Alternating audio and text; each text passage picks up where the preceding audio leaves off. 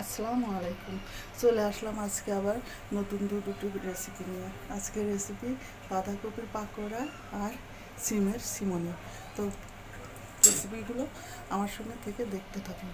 তো প্রথমে আমি রাখা বাঁধাকপিগুলো দিয়ে দিচ্ছি, বেসন, পেঁয়াজ কুচি,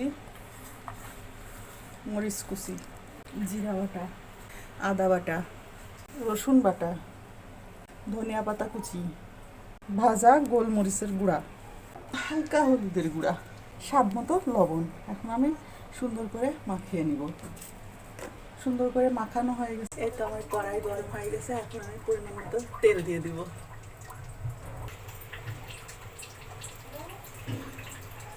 গরম তেলের ভিতরে এভাবে মোটা করে করে দিয়ে দিব।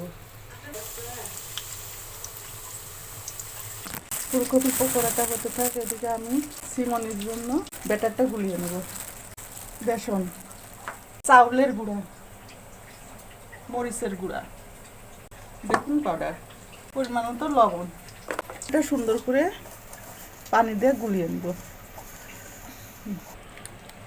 তো বেসনগুলো সুন্দর করে এই দেখুন এরকম বেটারে গুলিয়ে নেবেন, তাহলে অনেক সুন্দর হবে। একটু ভাজা হয়ে গেছে। আর এটা ভাজার সময় অবশ্যই চুলার আঁচ কমিয়ে দিবেন, তাহলে ভিতর থেকে সুন্দর করে ভাজা হবে। এখন আমি একে একে উঠিয়ে নেব। এই তো পকোড়াগুলো ভাজা হয়ে গেছে। এখন আমি সিমনিগুলো একে একে বেসনে ডুবিয়ে তেলের মধ্যে দিয়ে দিব।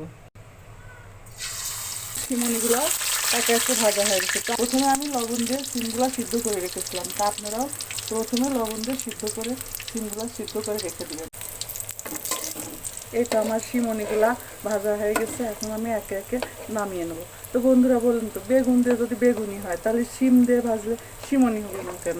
তাই আমি এই রেসিপিটির নাম দিয়েছি সিমনি। তো বন্ধুরা, এই দেখুন আমার দুটো রেসিপি হয়ে গেল। তো আমার রেসিপি দুটো যদি ভালো লাগে, তাহলে আপনারা লাইক কমেন্ট শেয়ার দিয়ে পাশে থাকবেন। আর আমার ইউটিউব চ্যানেলটা সাবস্ক্রাইব করে দিলে এরকম নতুন নতুন রেসিপি দেখতে পাবেন। তাদের পর্যন্ত লাভ পেয়ে। আসসালামু আলাইকুম।